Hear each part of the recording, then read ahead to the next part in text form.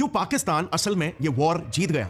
Operation सिंदूर से एक बात तो बिल्कुल तय हो गई कि भले ही मैदान जंग में भारत की जीत हुई हो, लेकिन असल जीत तो पाकिस्तान की हुई है। क्या अगर ऑपरेशन सिंदूर के बारे में हमें जो भी कहानी बताई जा रही है वो सिर्फ आधी सच्चाई हो? क्या अगर हमारी मीडिया, हमारी गवर्नमेंट हमसे झूठ कह रही हो और असली सच्चाई ये है कि हम वॉर जीते ही नहीं? तो कई इंडियंस आज ये बात मानते हैं। चाइना, टर्की, कतर और इवन कुछ हद तक यूएस जैसे देश तो इस नैरेटिव को सपोर्ट भी कर रहे हैं और यही पाकिस्तान की सबसे बड़ी जीत है, मगर इंडिया की सबसे बड़ी हार। 7 मई 2025 के दिन इंडिया ने पहलगाम हमले के जवाब में ऑपरेशन सिंदूर को लॉन्च किया था।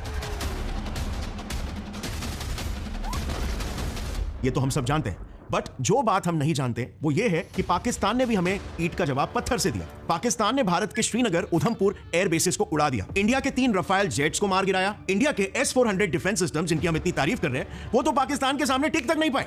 S-400 सिस्टम तबाह कर दिया। एक और बड़ी कामयाबी, एक और बड़ी ललकार। नहीं, आप सुनो, और भी है। पाकिस्तान के एरी टीवी के न्यूज आर्टिकल ने यह क्लेम किया कि पाकिस्तान ने इंडिया का S-400 और दूसरे इंडियन रेडार सिस्टम्स और इन टोटल इंडिया में 26 लोकेशंस को डिस्ट्रॉय कर दिए। दोस्तों, जैसा कि आप लोगों ने हाइलाइट्स में देख लिया, अभी चंद सेकंड में मुकम्मल वीडियो की जानिब भी बढ़ते हैं।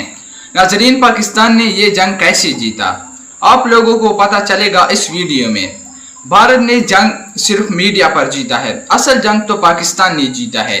भारतीय जर्नलिस्ट का कहना है कि हमें तो ऑपरेशन सिंदूर की कहानी आधी बताई गई और वो भी झूठी बताई है। असल में तो हमने ये वार जीती ही नहीं है। 7 मई के बाद, अब पहलगाम वाक़या के बाद भारत ने लॉन्च किया ऑपरेशन सिंदूर, तो फिर पाकिस्तान ने इनका जवाब दिया पत्थर से। पाकिस्तान ने जब हमला किया भारत के ऊपर तो भारत डर गया और पीछे हट गया, हार मान ली भारत ने। और भारत के मीडिया से ये खबरें फिर आ रही थी कि हमने ये वार जीती है, लेकिन असल में ये वार पाकिस्तान ने जीती है। तो आइए दोस्तों, चलते हैं मुकम्मल वीडियो की जानिब, फिर बाद में इसके ऊपर बात करते हैं।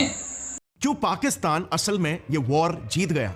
ऑपरेशन सिंदूर से एक बात तो बिल्कुल तय हो गई कि भले ही मैदान जंग में भारत की जीत हुई हो, लेकिन असल जीत तो पाकिस्तान की हुई है। क्या अगर ऑपरेशन सिंदूर के बारे में हमें जो भी कहानी बताई जा रही है वो सिर्फ आधी सच्चाई हो? क्या अगर हमारी मीडिया, हमारी गवर्नमेंट हमसे झूठ कह रही हो और असली सच्चाई ये है कि हम वॉर जीते ही नहीं? तो पाकिस्तान का दिन के उजाले में दुश्मन को मुंह तोड़ जवाब। पाक फौज की हिकमत अमली और मुंह तोड़ जवाब से हर पाकिस्तानी खुशी से निहाल है। पाकिस्तानियों के जश्न जारी है।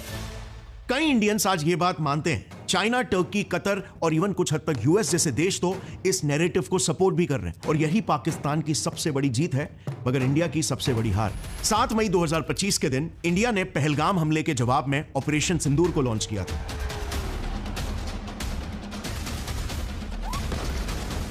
ये तो हम सब जानते हैं, बट जो बात हम नहीं जानते वो ये है कि पाकिस्तान ने भी हमें ईंट का जवाब पत्थर से दिया। पाकिस्तान ने भारत के श्रीनगर, उधमपुर एयर बेसिस को उड़ा दिया। इंडिया के 3 रफाल जेट्स को मार गिराया। इंडिया के S-400 डिफेंस सिस्टम, जिनकी हम इतनी तारीफ कर रहे हैं, वो तो पाकिस्तान के सामने टिक तक नहीं पाए।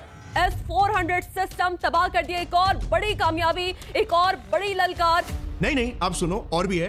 पाकिस्तान के एरी टीवी के न्यूज आर्टिकल ने यह क्लेम किया कि पाकिस्तान ने इंडिया का S-400 और दूसरे इंडियन रेडार सिस्टम्स और इन टोटल इंडिया में 26 लोकेशंस को डिस्ट्रॉय कर दिए।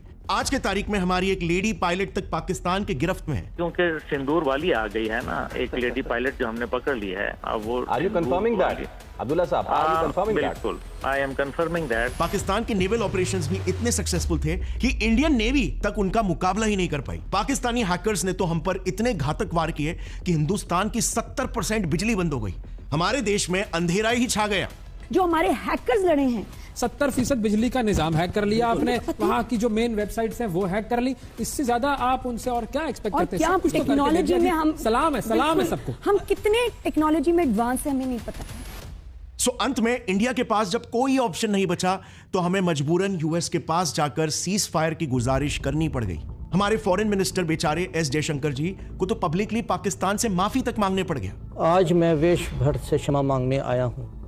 हमने विचार किया था कि पाकिस्तान को 4 हिस्सों में बांट देंगे, लेकिन आज हालात बिल्कुल उलट हो गए हैं। पाकिस्तान ने हमें ऐसा करारा जवाब दिया है कि हमारी अपनी जमीन पर बगावत के बीज बो दिए हैं। और तब कहीं पर जाकर 10 मई को पाकिस्तान के पीएम ने अपनी आवाम को बधाई देते हुए ये ऐलान कर दिया कि इस जंग में पाकिस्तान की जीत हो गई है। अफवाज पाकिस्तान की कामयाबी के साथ साथ पूरी पाकिस्तानी कौम की फतह है। साबिक कप्तान शाहिद आफरीदी का फौज से मोहब्बत का अपना अंदाज, फौजी यूनिफॉर्म पहनकर रैली की क़यादत की। भारत ने जो सबसे बड़ी उनसे कैलकुलेशन गलत हुई है वो ये हुई है कि उसको हमारी अफवाज का पता नहीं चला कि हमारे पास स्किल्स और टेक्नोलॉजी क्या है।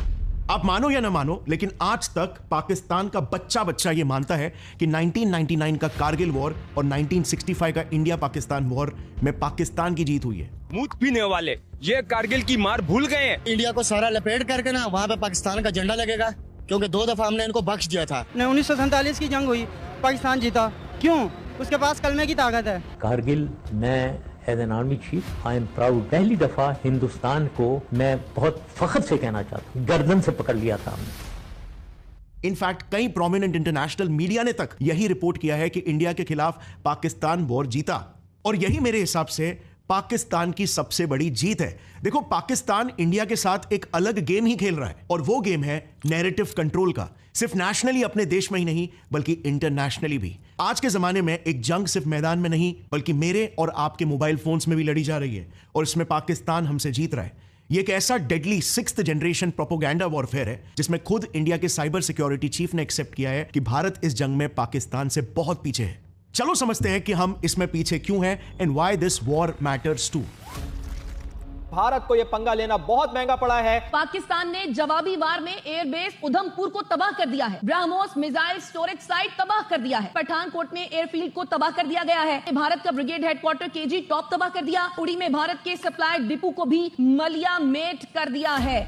यह है inter service public relations, also known as ISPR, जो ऑन पेपर पाकिस्तानी मिलिट्री की PR एजेंसी है। उनका काम है मिलिट्री रिलेटेड न्यूज को पब्लिश करना और सिविल मिलिट्री रिलेशंस को मैनेज करना, मगर रियलिटी में ये पाकिस्तानी मिलिट्री का इंफॉर्मेशन वॉरफेयर यूनिट है अगेंस्ट इंडिया। ISPR की शुरुआत 1949 में ही कर दी गई थी, और इसके पहले डायरेक्टर जनरल बने शहबाज खान, एक पाकिस्तानी आर्मी के कर्नल, और तब से लेकर आज तक यानी मेजर जनरल अहमद शरीफ चौधरी तक ISPR को हमेशा पाकिस्तानी मिलिट्री ने ही लीड किया है। अक्सर लेफ्टिनेंट जनरल रैंक के मिलिट्री ऑफिसर्स पाकिस्तान के मिलिट्री हेडक्वार्टर्स रावलपिंडी से ही ISPR को ऑपरेट करते हैं। इनके अंडर में 2 मेजर जनरल्स अपॉइंटेड होते हैं, जिसमें से एक डोमेस्टिक मीडिया ऑपरेशंस को हैंडल करता है और दूसरा फॉरेन कम्युनिकेशन को। अब ISPR के सारे ऑपरेशंस मेजरली इन 3 विंग्स में डिवाइडेड है, जिनका सोशल मीडिया नैरेटिव्स को शेप करने में एक मॉन्यूमेंटल रोल है। Management and public affairs wing, जिसमें प्रेस रिलीजेस को हैंडल करना, मीडिया इंटरैक्शंस आ गया। Production and content creation division, जिसमें फिल्म्स, ड्रामास और म्यूजिक को प्रमोट करना है मिलिट्री के नैरेटिव को